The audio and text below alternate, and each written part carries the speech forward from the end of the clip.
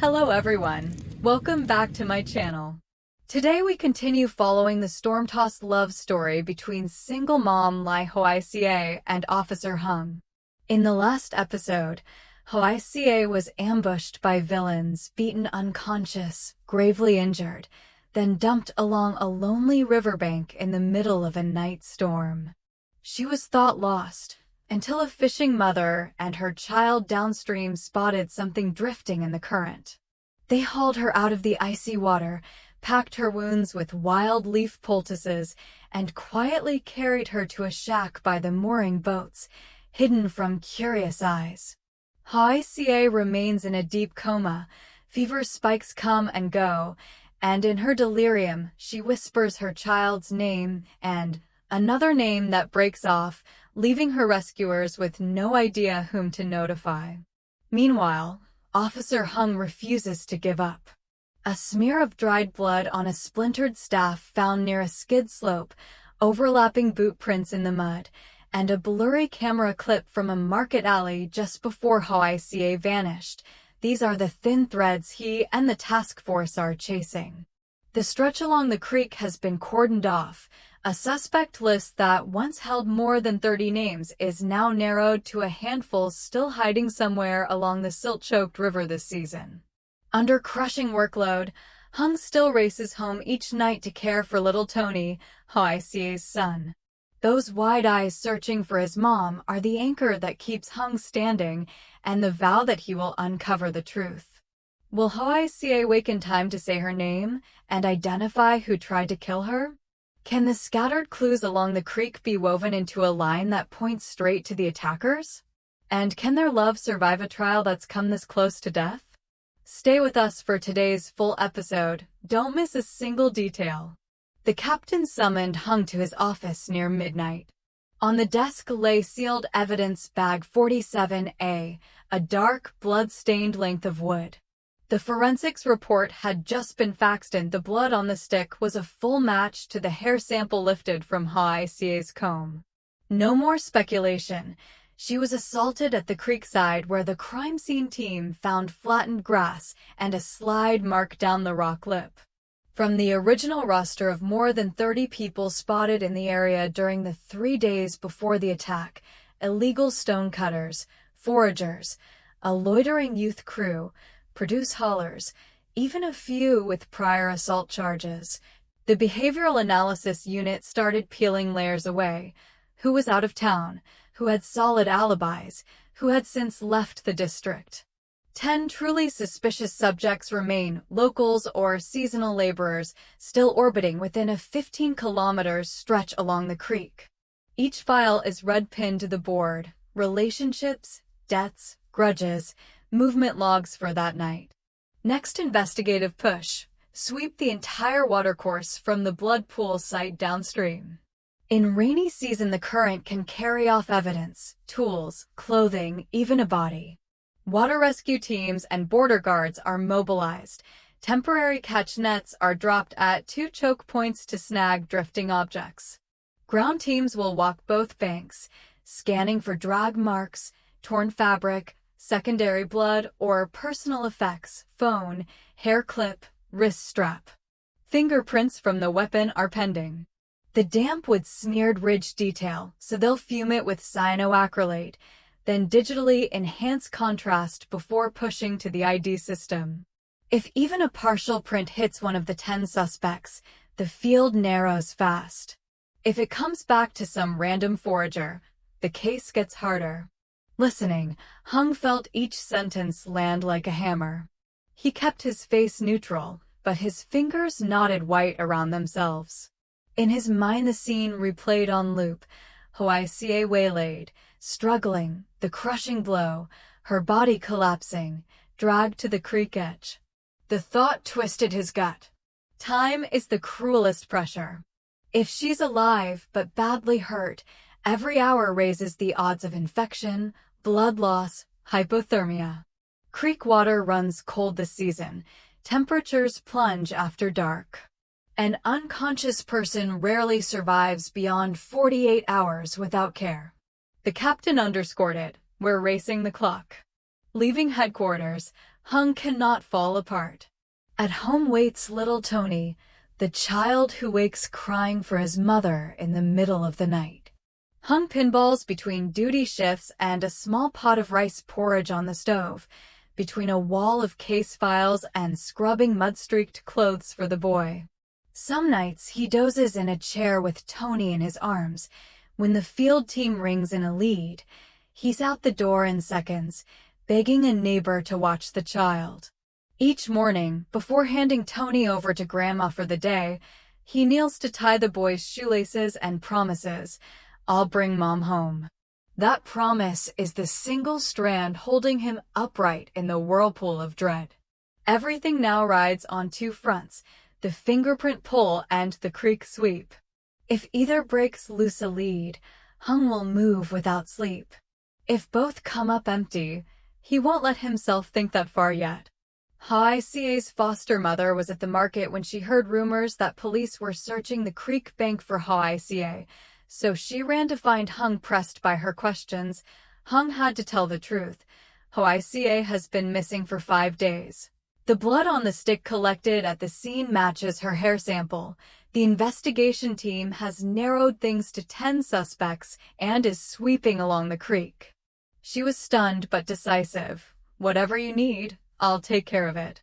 Seeing that Hung was tied up looking after Tony, she offered to take the boy so he could focus fully on the case. She also gave a lead. Before she disappeared, Hoai Ca had clashed with a rock mining crew, by the bald, Nom Lightning. Hung added it to the case file immediately. That afternoon Tony went home with her, soothed by the words, "Dad's gone to find Mom." From then on Hung threw everything he had into the creek search. Behind him stood Mrs. Han and the whole market neighborhood waiting for news of Hoai Ca. The final forensic result nailed it.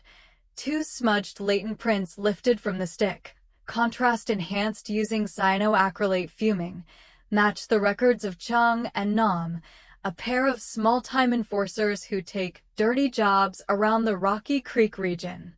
As soon as the report hit, Hung requested an emergency arrest warrant and teamed with the tactical unit to hit Chung's hideout at dawn. He never had a chance. His shirt still carried dried red clay mud from the upper reach. In interrogation, after hours of back and forth, and once the fingerprint match and call log pulled from his beat-up Nokia were read out, Chung folded. He said they'd been hired by Mr. Truong, who also uses the names Trung/Chuang in dealings, for 50 million dong. The plan: lie in wait along Hoai Ca's route home at night. Nam would come up from behind and inject a diluted dose of veterinary ketamine, supplied by Truong. They'd load her into an unplated pickup truck and drive to a wild stretch of creek. There they'd beat her to send a message, then dumped her into a deep run in the rainstorm. Once she went over, drifted off, or snagged, we didn't go back, Chung trembled. The payoff was withdrawn in cash and split 3 ways. Nam burned through his cut on underground numbers gambling. Nam had just drifted back into the area when he was grabbed. Messages on his phone confirmed the handoffs from Truong. Catching the 2 direct attackers doesn't automatically mean saving Hoai Ca. Their statement, "Threw her by the creek, near the curved rock rapid," triggered an expanded search. Hung and Do, with the rescue team, set up a sweep grid, handheld sonar, grappling drags, divers working upstream, plus door-to-door checks along the banks asking whether any injured stranger had stopped for help. They found a blood smear on rock consistent with Hoai Ca's blood type and a bamboo fish basket jammed in reeds, the kind used by downstream fisherfolk. A small clue, but precious. If locals pulled that basket around the same time they found an injured woman, Hoai Ca may have been rescued. Also, after 5 to 6 days of light flooding with no body surfacing inside the net barriers, the odds she's alive, or was taken out of the main channel, are higher than first feared. Hope is thread thin, but no one is quitting. That night Hung stood over black running water, fist tight around his flashlight, repeating in his head, "If you're anywhere along this line, I will find you." He ordered the search radius pushed all the way down to the confluence. The hunt is not over. Hoai Ca lay in a coma for 5 full days in the small hut by the fishing landing. The poor farmer fisher mother and son, down to their last cow, boiled herbal decoctions, packed leaves on her wounds, and called the commune medic to look at her. The doctor said she had a severe head injury and needed to be sent to the district hospital immediately. The son was ready to sell the cow for transport and treatment, but his mother stopped him. Wait till the girl wakes. We're poor, and if this touches a criminal case, we must report it. Neighbors urged them to report early or invite trouble. She still hesitated, afraid whoever attacked the girl might come back for revenge. On the morning of day 6, Hoai Ca suddenly flexed an arm, groaned, and opened her eyes. She was confused, didn't know who she was, and could only force out two before a stabbing headache hit. Seeing that, the mother and son decided to keep caring for her, hoping her memory would return. They hid her in the inner room, changed dressings, fed her thin rice porridge. Each time she roused, she repeated, "Where is this?" No papers, no phone, only a scratched bracelet on her wrist. When her fever eased, they reported to the village head, "We found a beaten girl. She's lost her memory." He came, examined the deep wounds, and scolded them. "Why didn't you report sooner? This could be a serious criminal case." He wrote up a report, photographed the injuries, noted the fragment, too, and passed it to the commune authorities and district police to cross-check missing persons. For now, because she still couldn't walk, he allowed Hoai Ca to remain at their house, but required daily check-ins with the commune health post and strictly no outsiders told. From that moment, the unknown Creekside girl officially entered the investigation, and if that broken too, can be matched to little Tony, whom Hung is carrying everywhere in his search for his mother. Every piece will fall into place. Hoai Ca has just awakened into pain and a blank stretch of memory. She doesn't know who she is, only manages a broken two. In the meantime, Hung and Du have captured the attackers. Yet her whereabouts are still lost somewhere among dozens of muddy creek bends.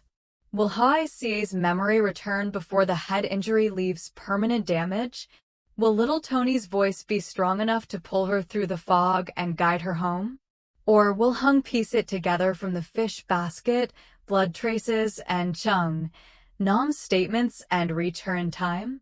Everything remains unanswered. If you want to follow along and pray this little family reunites soon, make sure to subscribe, turn on notifications, and don't miss the next episode. Drop a comment. Who gets there first, Hoai Ca's memory or Hung finding her? See you in the next part. Xin chào tất cả mọi người đã quay trở lại với kênh của mình. Hôm nay thì mình sẽ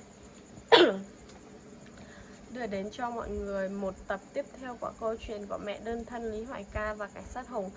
Như mọi người cũng biết thì mẹ đơn thân Ly Hoai Ca và cảnh sát Hùng thì đã bên nhau một thời gian khá là lâu rồi. Tuy nhiên họ thì vẫn chưa có thể bên nhau hạnh phúc nữa mọi người. Thì bây giờ có một chút khó khăn là Ly Hoai Ca đã bị hãm hại. Và hiện tại thì Hùng vẫn đang điều tra về cái sự mất tích của Ly Hoai Ca và cố gắng tìm được cô và tìm được cả hung thủ. Còn Hoai Ca thì đã được mẹ con người nông dân này, cái anh này khi đó đi suối bắt cá thì đã đưa Hoai Ca về và chữa trị. Hiện tại cô đang bị mất trí nhớ. Vậy thì Hoai Ca và Hùng có thể gặp lại được nhau hay không và có thể bên nhau hạnh phúc hay không? Hãy cùng đón xem tập tiếp theo ở ngày mai nhé mọi người.